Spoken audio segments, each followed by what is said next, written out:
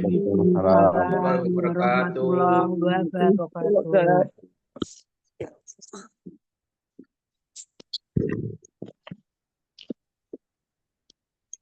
Bismillah, alhamdulillah. Alhamdulillahilladzi amarana al-i'tisama bihablillahi matin. Salatu wassalamu ala sayyidil mursalin Muhammadin wa ala alihi wa ashabihil mujahidin at-tahirin. Subhanaka la ilma lana illa ma 'allamtana innaka antal alimul hakim. Rabbi shrah li sadri wa yassir li amri wahlul 'uqdatam min lisani yafqahu qawli. Rabbi zidni ilma warzuqni fahma bi rahmatika ya arhamar rahimin. Ridailah wali syafaati Rasulillah wali kulli niyatin salihah. Al-Fatihah. Bismillahirrahmanirrahim. Alhamdulillahirrahmanirrahim. Iyyaka na'budu wa iyyaka nasta'in ihdinas siratal mustaqim. Siratal ladzina an'amta 'alaihim ghairil maghdubi 'alaihim waladdallin. Rabbi firli wa liwalidayya wa lijamil mu'minina amin. Bapak Ibu dan teman-teman rahimakumullah, alhamdulillah pagi hari ini kita bersama-sama bisa ngaji bersama, silaturahmi bersama, wa anugerah Allah yang sangat indah dan sangat luar biasa. Mudah-mudahan istiqomah. Nah, ini adalah nikmat yang sangat mahal harganya. Nikmat hidayah, nikmat inayah atau pertolongan dari Allah Subhanahu wa taala. Dan juga taufik, inspirasi kebaikan. Sehingga kita termotivasi dan dimudahkan dalam menjalankan kebaikan-kebaikan. Allahumma amin ya rabbal alamin. Bapak Ibu rahimakumullah, pagi hari ini kita melanjutkan ngaji kita, ngaji Nasaihul Ibad. Nasihat untuk hamba-hamba Allah, para ahli ibadah, hamba-hamba Allah, ya kita semuanya. Kita sudah sampai di mana ngajinya Bu Maimunah? Ya Ustadz, kemarin kita hari Jumat mengaji tentang bab 3 makalah 37, yaitu Ali kamarallahu wajah. Beliau berkata ada 3 perkara yang bisa menguatkan atau menambah hafalan kita menjadi kuat. Yang pertama itu bersiwak, yang kedua berpuasa, yang ketiga membaca Al-Quran. Sampai di sana Ustadz? Alhamdulillah. Sudah dipraktekkan bersiwaknya? Iya, pagi-pagi ya sudah, insya Allah sudah dipraktekkan ya. Alhamdulillah. Ya. Bapak Ibu yang lain sudah mempraktekkan atau belum? Bersiwak, berpuasa, dan baca Al-Quran. Insya Allah 3-3-nya udah nih Ustadz. Masya Allah. Alhamdulillah. Berpuasanya kapan tadi malam? Habis sisa sampai pagi tadi? Puasanya belum. Puasanya kemarin di Rajab. Puasa sunnah ya. Puasa juga ya. Puasa sunnah itu juga menguatkan hafalan kita. Iya. Baik. Berarti kita lanjutkan ke makalah ke-38. Betul Bu Maimunah? Iya Ustadz. Makalah 38. Makalah ke-38. Baik. A'udzu billahi minasyaitonir rajim. Bismillahirrahmanirrahim. Wal maqalatu tsaminatu watsalasun. Inilah makalah ke-38. An Ka'bil Ahbar. Diriwayatkan dari Ka'ab al-Ahbar. Ay malja'il ulama'i minal Yahudi. Beliau adalah dulunya adalah sumber utama rujukan para ulama Yahudi. Wah, ini guru besarnya orang Yahudi nih. Aslama, kemudian beliau masuk Islam fi zamani Sayyidina Umar ibn al-Khattab. Pada eranya, pada zamannya Sayyidina Umar bin Khattab radhiyallahu an. Berarti dia termasuk kelompok sahabat atau tabi'in? Tabiin Ustaz. Ya, kenapa? Karena tidak ketemu dengan Rasul. Mungkin ketemu, tapi saat ketemu belum beriman. Belum Islam. Karena zamannya Umar itu beliau sudah jadi rujukan ulama, jadi sudah cukup tua sebenarnya. Jadi kemungkinan besar beliau ketemu Rasulullah, tetapi beliau belum masuk Islam pada saat eranya Rasulullah. Jadi mungkin waktu zamannya Rasulullah, beliau masih jadi ulama Yahudi. Alhamdulillah dapat hidayah. Itulah mahalnya harga hidayah, Bapak Ibu. Hidayah, beruntung orang yang mendapatkan hidayah. Ada yang istrinya namanya Hidayah, beruntung. Yaitu salah satunya adalah Pak Ulun, karena istri saya namanya Amalia Nur Hidayah. Alhamdulillah. Alhamdulillah. Mari kita bersyukur karena kita dapat hidayah. Itu saya nomor satu itu syukur karena dapat hidayah. Hidayah itu artinya petunjuk, Bapak Ibu. Ya, petunjuk dari Allah dengan nikmat yang sangat agung ini, yang namanya hidayah atau petunjuk ini, seseorang itu bisa diangkat derajatnya oleh Allah, dimuliakan oleh Allah, melampaui segalanya dengan nikmat hidayah ini. Coba lihat Sayyidina Umar bin Khattab, kebetulan lagi kita baca tadi, ya pada zaman eranya Sayyidina Umar bin Khattab. Sayyidina Umar bin Khattab itu dulu sebelum dapat hidayah sangat membenci Islam, sangat membenci Rasulullah. Sangat membenci kaum mukminin mukminat. Sampai saking bencinya mau membunuh Rasulullah. Coba. Apa ada orang yang lebih benci daripada orang yang mau membunuh? Saking bencinya. Ya. Kalau benci cuma ya, kalau benci terus bicara, benci. Ya. Itu belum ada apa-apanya kalau dibandingkan dengan orang yang udah mau membunuh sepedang.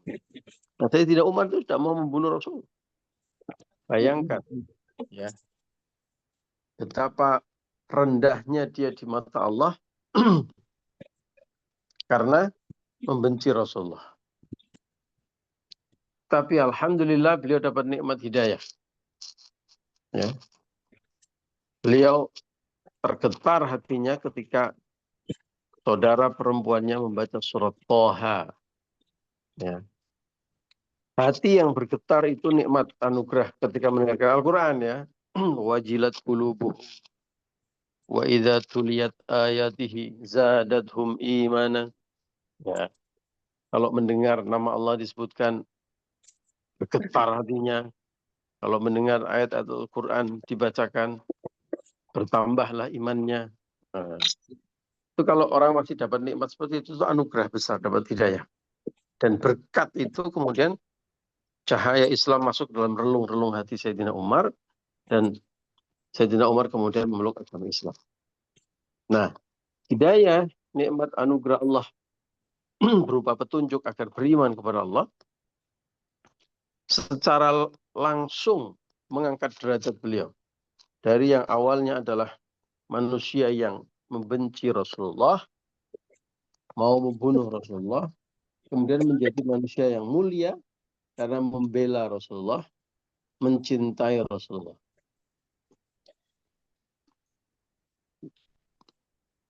Berkat hidayah, Sayyidina Umar menjadi pahlawan Islam.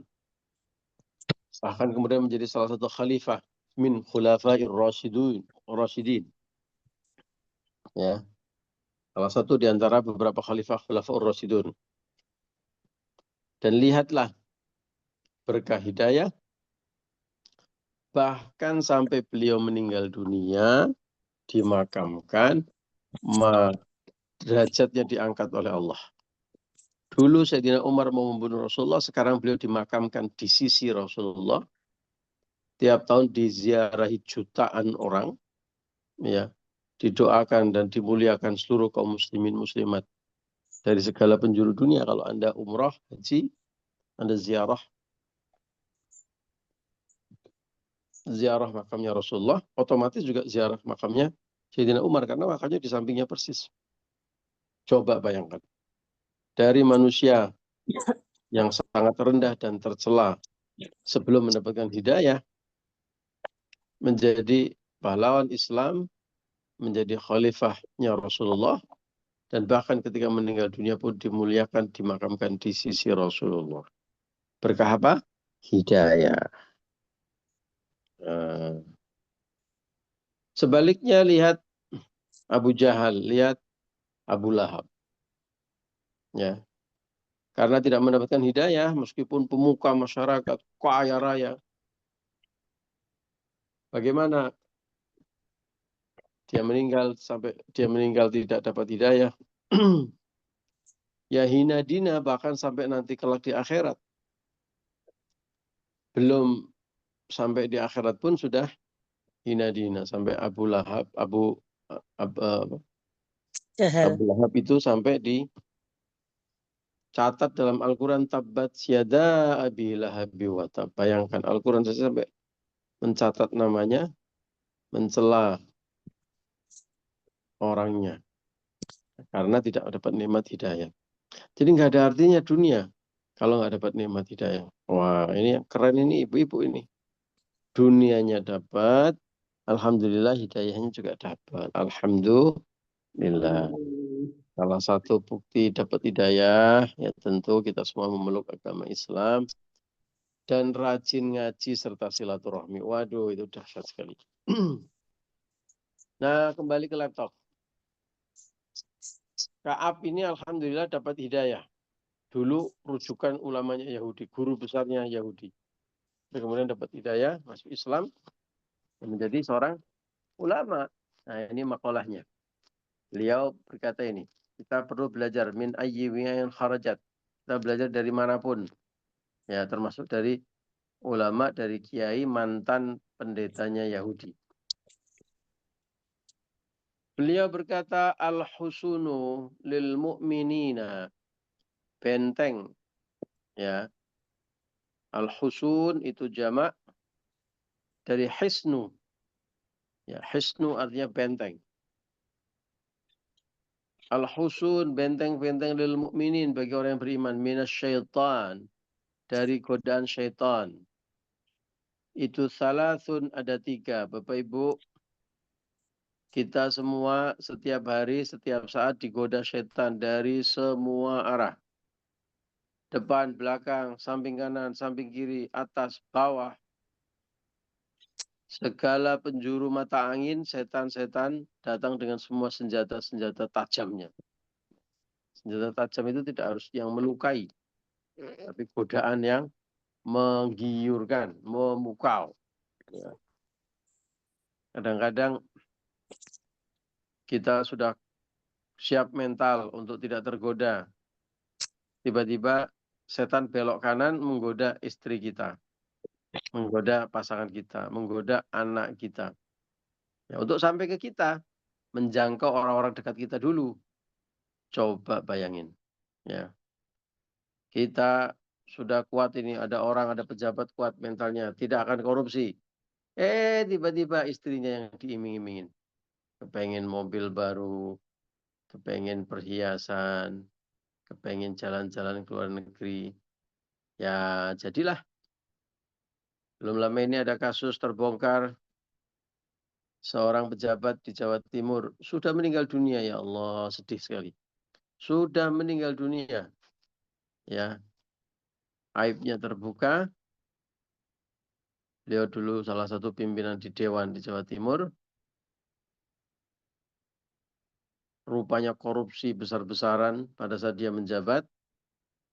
Dana pokir, ya dana aspirasi yang nilainya ratusan miliar, yang seharusnya haknya rakyat, haknya masyarakat, diembatnya oleh dia. Ratusan miliar apakah habis dipakai dia? Tidak. Rupanya karena dia punya istri muda. Nah, istri mudanya itu yang minta mobil, minta rumah, minta perhiasan terus. Ya, barangkali si bapak ini cukup kuat imannya untuk tidak korupsi dipakai sendiri, tapi ketika istri mudanya minta mobil, istri mudanya minta rumah dan sebagainya, jebol pertahanan. Nah, begitulah syaitan menggoda. Kita perlu benteng untuk melindungi diri kita dari godaan syaitan. Bapak Ibu, perlu nggak? Apakah sudah merasa cukup kuat? Waduh, saya sudah kokoh, Pak, iman saya, Pak. Saya nggak perlu benteng. Belum, Setan Ustaz. takut melihat saya, Pak. Gitu. Perlu benteng, Perlu Ustaz. banget, Ustaz. Perlu banget. Banget apa bingit? Bingit. Bingit saya. Bingit, ya. Mana tahu ada yang setan mah takut sama saya, Ustaz. Kenapa takut, Bang? Gue lebih ngeri daripada setan. Kayak setan. Setannya udah lebih orangnya udah lebih ngeri daripada Berarti setan. dia ketua setan. Dia setan. Ya, kita Setan semua takut perlu, setannya. kita semua perlu benteng. Ya, untuk melindungi diri kita dari godaan setan yang terkutuk. Nah, Mbah Ka'ab al-Ahbar ini punya jurus, punya wasiat untuk kita, punya ilmu untuk kita. Yaitu benteng syaitan. Ada 3 benteng setan, Bapak Ibu. Catat yang kepengen mendapatkan benteng setan. Tentu saja bukan hanya dicatat, nanti dipraktekkan. Apa yang pertama? Yang pertama adalah al-masjidu hisnun. Masjid adalah benteng setan. Li'annahu, karena sesungguhnya masjid itu adalah mahalludz dzakirina, tempat orang-orang yang berzikir, wal malaikat, dan juga tempat bagi para malaikat. Setan takut sama orang yang berzikir dan kepada para malaikat. Dan orang yang berzikir dan para malaikat itu rumahnya, tempatnya yang di masjid. Zikir dalam pengertian luas bukan hanya misalnya yang berucap la ilaha illallah, la ilaha illallah, itu iya juga. Tapi semua orang yang ingat Allah itulah disebut dengan zakirin atau orang-orang yang berzikir. Karena hakikat zikir adalah mengingat Allah. Tidak hanya dengan lisan tapi juga dengan hati dan pikiran. Nah, sholat itu kan berzikir kepada Allah. Ketika kita membaca Al-Quran, kita berzikir kepada Allah. Ketika kita i'tikaf, ketika kita duduk, ya, membaca kalimat thayyibah, itu berzikir. Nah, orang berzikir, rumahnya orang yang berzikir itu ada di masjid. Dan jangan lupa, malaikat juga sangat senang tinggal di masjid. Ya, rumahnya malaikat di dunia itu di masjid.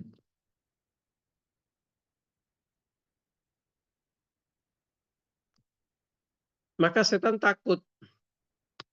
Ya, maka masjid bisa melindungi kita dari godaan syaitan. Tentu Bapak Ibu sangat mafhum keutamaan masjid. Ya. Keutamaan masjid itu bukan hanya untuk orang yang beribadah di dalamnya, itu sudah pasti. Tapi termasuk juga orang yang membangun masjid. Rasulullah bersabda bahwa barang siapa yang membangun masjid di dunia, walau hanya seukuran sarang burung, Allah akan membangunkan rumah kelak di surga. Masya Allah. Ya. Makanya ayo Bapak Ibu, bangun masjid, karena membangun masjid itu sama dengan membangun rumah kita di surga. Belum mampu Ustaz, saya membangun masjid, belum bisa seperti Bu Suciati Saliman misalnya yang membangun masjid begitu indah dan megah di Sleman, Yogyakarta. Oh, nggak apa-apa. Bangun masjid semampunya. Belum bisa bangun masjid sendiri, yuk ikut berinvestasi membangun masjid bersama dengan kaum muslimin muslimat lainnya. Ikut beramal jariah. seperti yang sedang diajak oleh Ustadz Sungkono di grup kita. Ayo kita ikut wakaf, ayo kita ikut berjariah semampu kita. 10 meter, 20 meter. Aduh, nanti kalau rumah 10 meter bagaimana? Bahkan Rasulullah bersabda, walau seukuran sarang burung. Ya, ya jangan bikin seukuran sarang burung beneran. Nanti kecil banget. Maksudnya semampu kita. Jadi jangan menjadi halangan harta itu, ya menjadi halangan semangat ibadah kita. Berapapun. Ya, insyaallah kita yang dilihat oleh Allah adalah amal kita, usaha kita. Ya. Maka itu ajakan Ustadz Sungkono, mari kita sambut. 20 meter, 10 meter, 100 meter, 200 meter. Ya. Saya juga mohon doa Bapak Ibu, alhamdulillah 2 minggu yang lalu, atau seminggu yang lalu ya, saya lupa. Seminggu yang lalu, ya hari Sabtu, hari Ahad, seminggu yang lalu lebih sedikit ya, lebih sehari ya. Kami di Jogja menerima tanah wakaf 700 meter persegi atau 750 meter persegi di Alhamdulillah. ya. Dan hari Minggu yang lalu, hari Ahad yang lalu diserah terimakan dan langsung kita peletakan batu pertama. Dan insya Allah ini menjelang Ramadan sudah lanjut dibangun ya semampu kami. Mohon doanya mudah-mudahan amanah ini bisa kita tunaikan. Rencananya selain membangun musola dulu karena nanti perlu dirembuk sama warga sekitar. Kalau memungkinkan nanti dinaikkan menjadi masjid ya. Sementara musola dulu. Dan juga lokasinya ada di namanya Dusun Celumprit, Pak Sung. Itu kilometer kalau masuknya di bawah Afkaruna, kurang lebih sekitar 1 kilo sebelum Afkaruna dibangun. Di samping perumahan MPR. MPR itu apa ya? Apa namanya MPR itu? Persis Bugong Raya. Perumahan. Masjid Bugong Raya.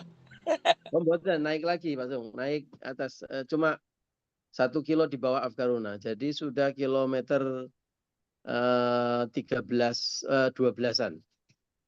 Yeah. Jadi jalan Tangerang ya.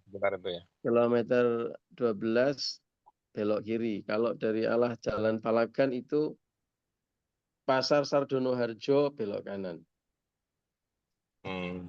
Yeah. Di dalam tapi di pinggir jalan bentuknya juga cakep, ngotak begitu. Insya Allah nanti selain masjid ada asrama untuk santri-santri penghafal Quran, Ustadz Imam sama Ustadzah Murni yang tinggal di situ, menempati di situ. Bapak Ibu nanti suatu saat kalau ke Jogja monggo diberkahi. Ustadz Imam yang dulu imam kita di Presiden, betul. Dan ini alhamdulillah sudah mulai sejak Ahad kemarin Ustadzah Murni dan Ustadz Imam mengajar Quran ya untuk kita semuanya. Nanti ibu-ibu belajarnya sama Ustadzah. Ya, puas ya sama Ustadz saja. Laki-laki nggak boleh masuk. Nah, nanti laki-lakinya belajarnya sama Ustadz Imam. Insyaallah Ustaz. Ibu-ibu ngaji biar puas gitu, buka kamera, kelihatan mulutnya, jelas ngajinya. Dan saya dengar-dengar agak seriwing-seriwing karena saya nggak ikut ngaji kemarin kan, dengerin aja bunda yang ikut ngaji. Wah, saking serunya ibu-ibu itu habis ngaji tambah sesi curhat-curhatan. Ya. Berarti enak nih Ustadzah Murni ini berarti ini ya. Curhatnya di majelis ilmu kan bagus ya, tidak hibah. Ya. Tempatnya di situ ya Pak, tempatnya.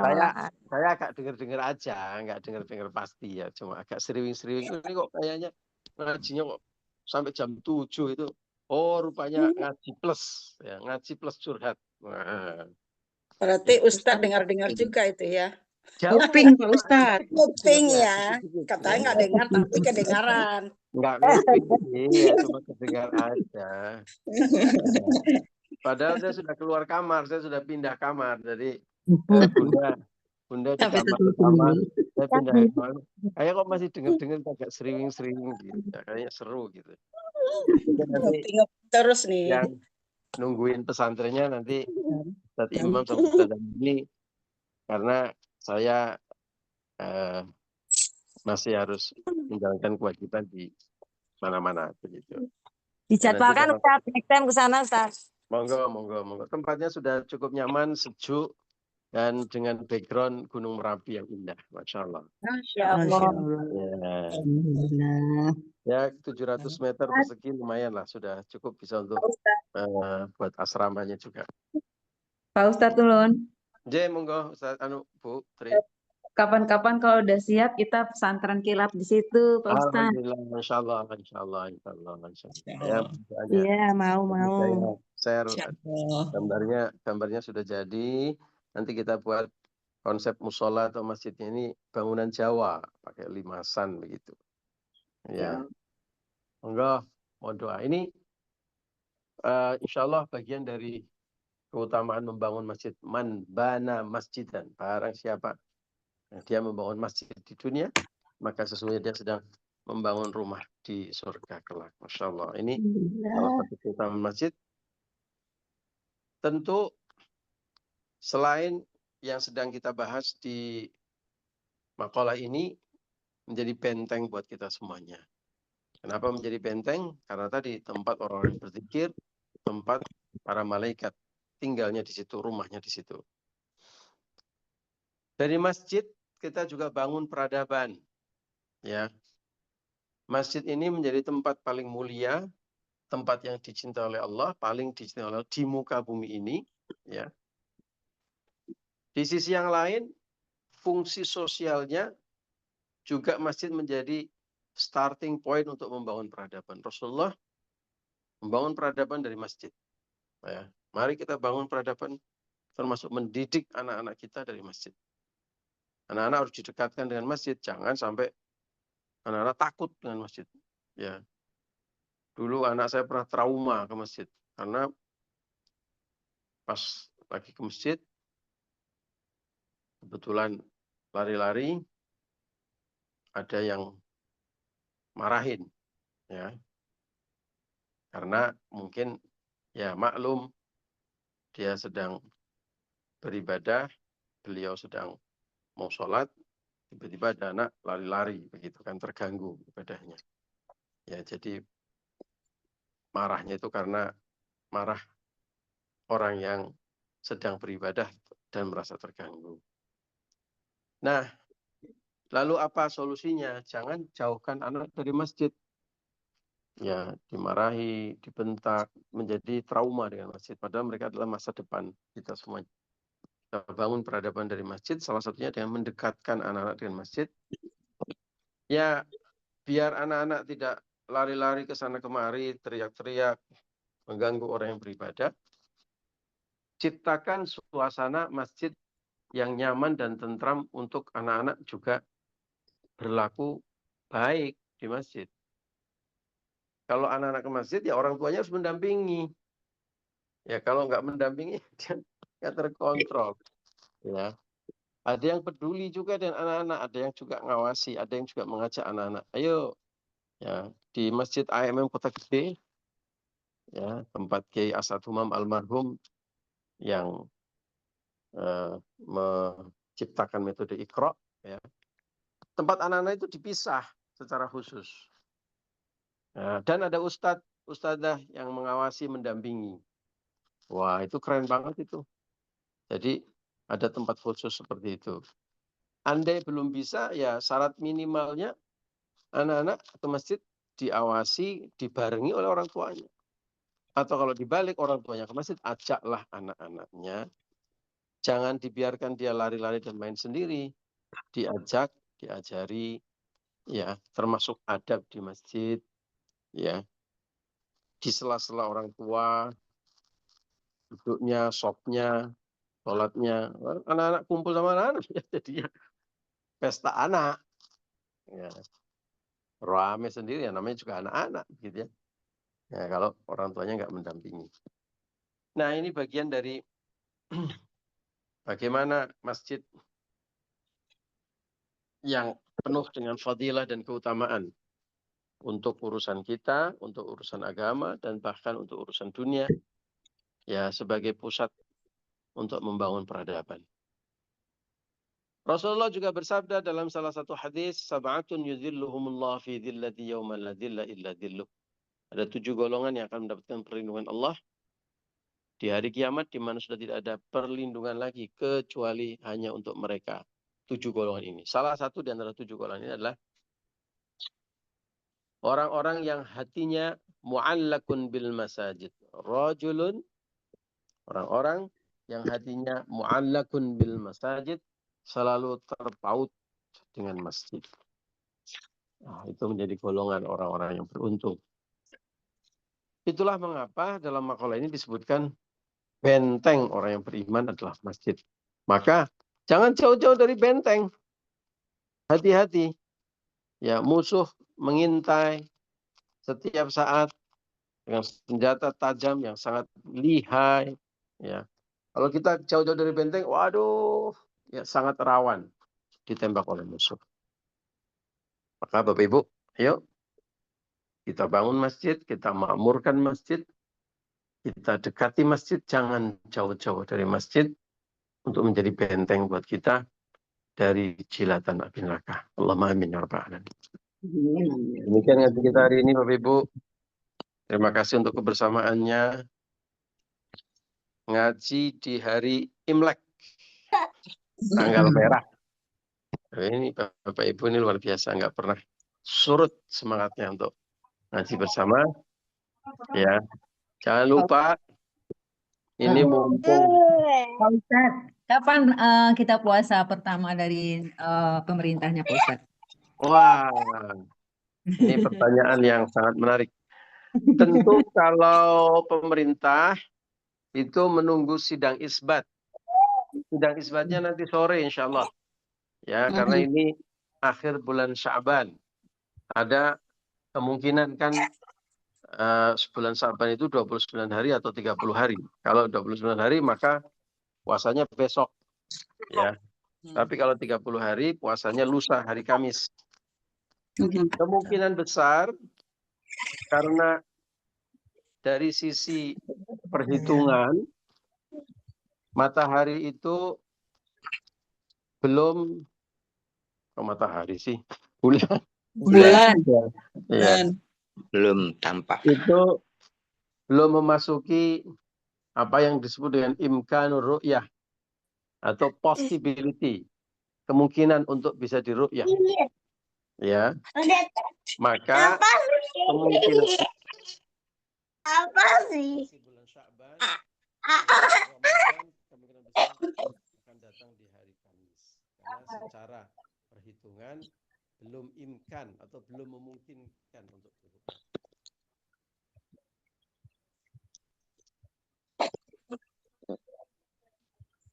Gak dengar, Ustaz. Hilang suaranya. Kecil suaranya. Oh, ada yang nelpon meskipun nggak saya angkat dia mengganggu. Saya decline langsung. Iya, Jadi karena secara perhitungan ya bulan itu belum mungkin untuk dilihat, imkan ru'yah itu mungkin untuk dilihat, maka kemungkinan besar Ramadan akan jatuh di hari Kamis.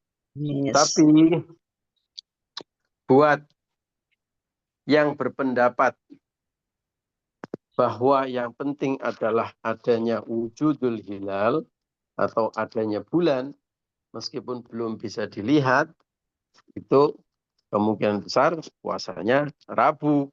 Karena memang nanti sore itu hilal sudah ada secara perhitungan. Cuma belum mungkin dilihat, belum mungkin diru'yah.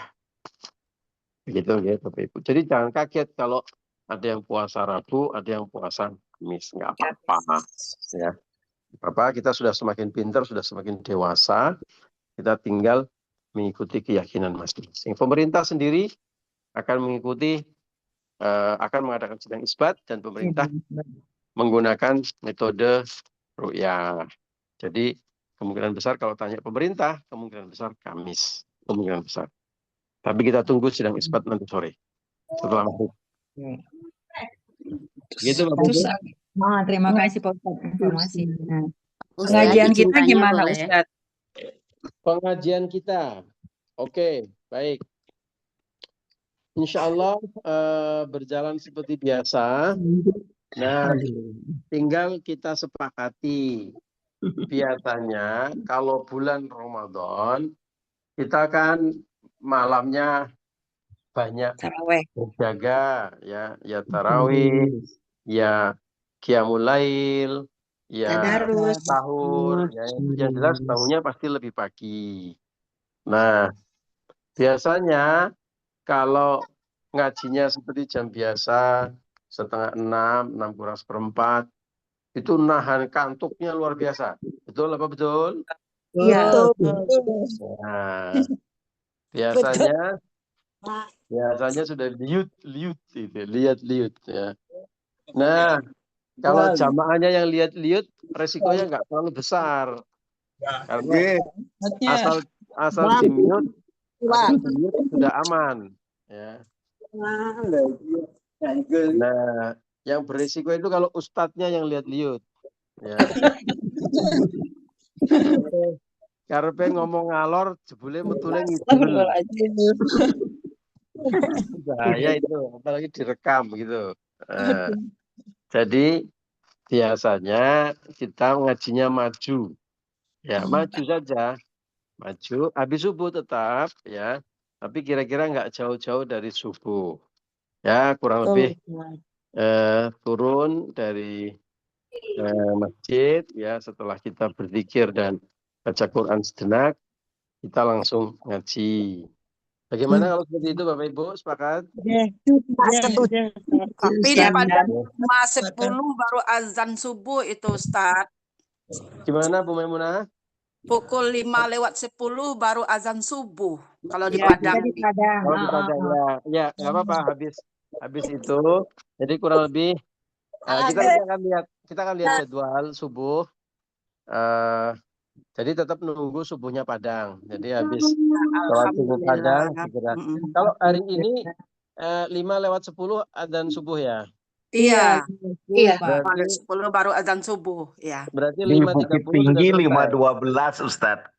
Nah, 5:12. sama ya 10-12 sama ya. Pak Faisal, selamat datang di kampung halaman Pak Faisal. Alhamdulillah udah nyampe semalam. Alhamdulillah. Oh, udah di Padang Pak Faisal, udah di Bukit Tinggi ya. Sudah tercium aroma rendangnya ini. Sudah Ustaz, sudah selesai buat rendangnya. Masya Allah. Ya. Jadi nanti kita lihat jadwal Padang ya Bu. Padang yang jadi acuan. Ya, jadi Padang menjadi kiblatnya kita.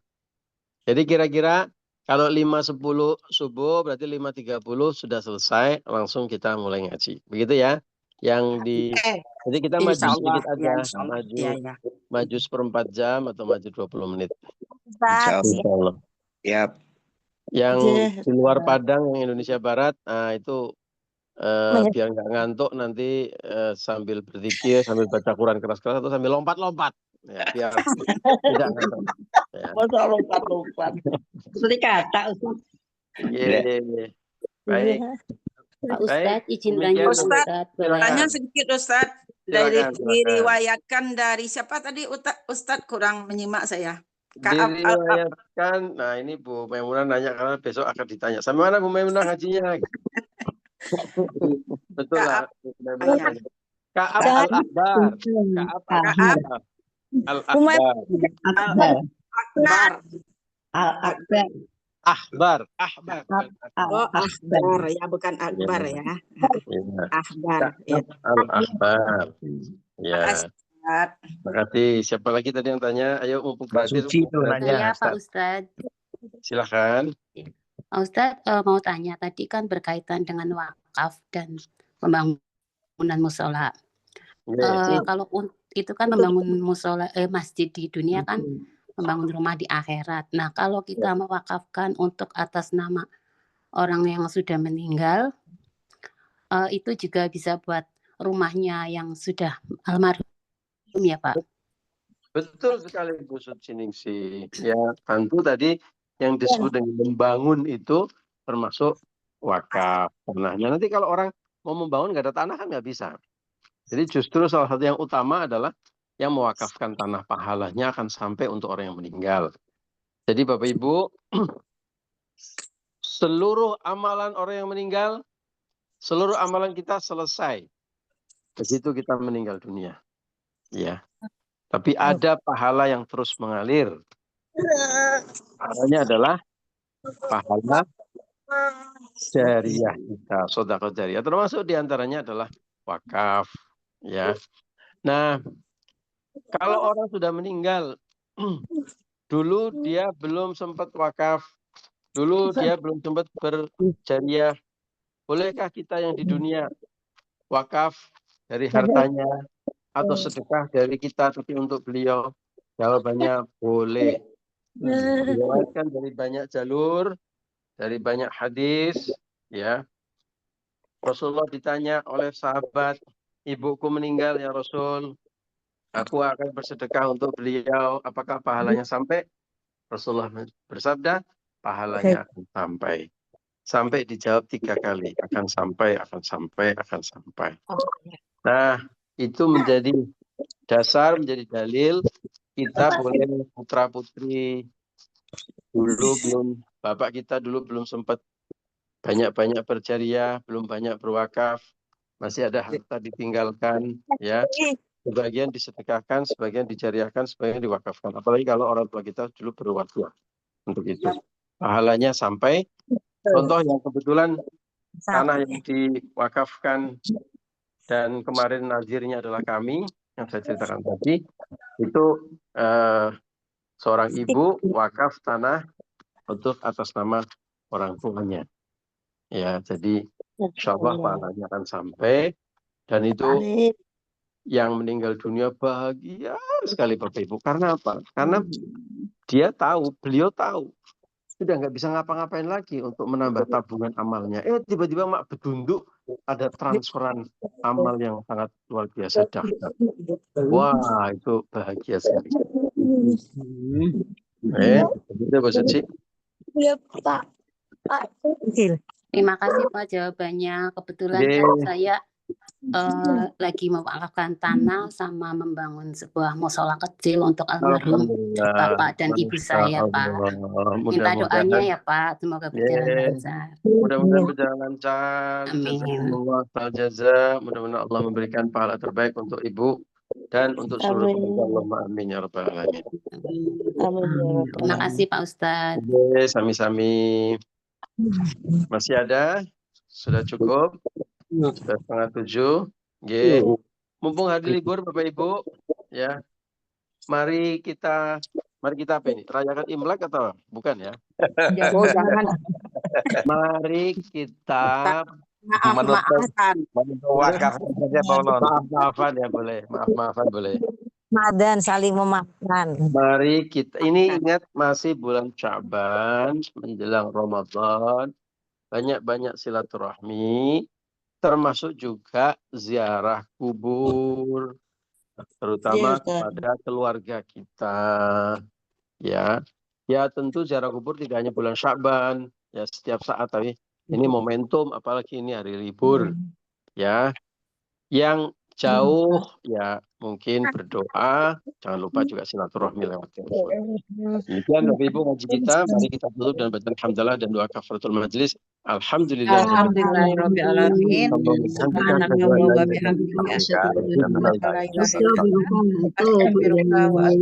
Terima kasih Bapak Ibu. Mohon maaf atas segala kekurangan dan kekhilafan. Wallahul muwaffiq ila aqwamit thoriq. Wassalamualaikum warahmatullahi wabarakatuh. Waalaikumsalam.